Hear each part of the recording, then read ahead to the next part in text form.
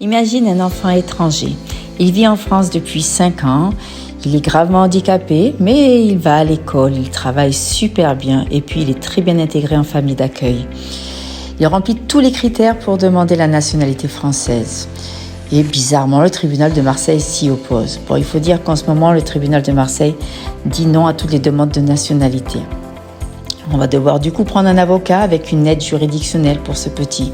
Ça va coûter 4 000 €, mais il obtiendra sa nationalité. Mais il aura subi beaucoup de stress et on aura perdu beaucoup de temps et d'argent public.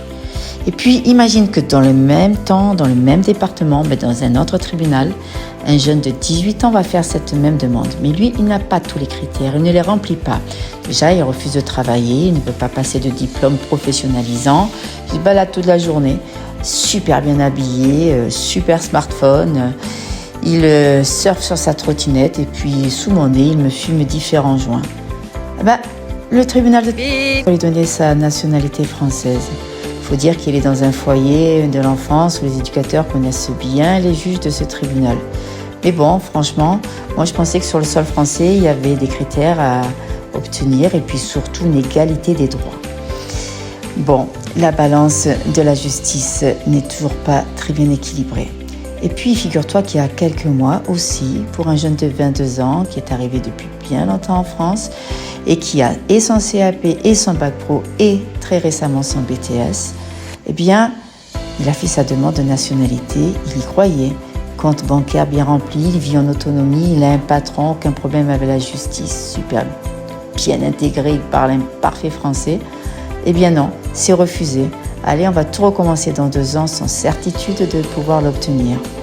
Franchement, je vais vous dire, quand on voit toutes ces injustices, ces incohérences, cette inégalité, on peut que se demander si ce n'est pas fait exprès pour faire monter et la colère et le racisme. Alors je le dis haut et fort, non. Il n'y a pas trop d'étrangers en France, mais il y a vraiment un tri à faire bien plus intelligent. Et ça, on n'a pas besoin d'attendre le gouvernement, les lois sont déjà faites.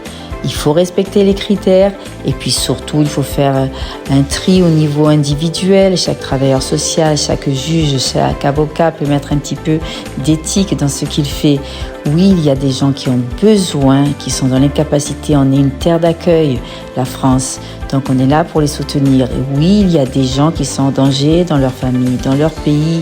Et puis il y a des gens qui ont une ténacité, une richesse culturelle, une capacité à faire des choses extraordinaires que oui, on en a besoin en France pour cela.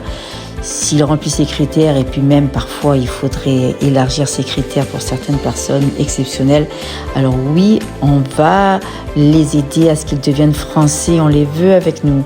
Mais franchement, j'en connais tellement autour de moi qui n'ont rien à faire ici, qui viennent juste pour profiter, sans rien donner en échange, sans se donner les moyens, sans même saisir la chance qu'ils auraient à être ici avec tout ce que propose la France. Non, ceux-là, il y a vraiment moyen de les repérer et de faire en sorte de les faire repartir et garder toute notre énergie, notre puissance financière pour tous ceux qui peuvent rester et devenir français.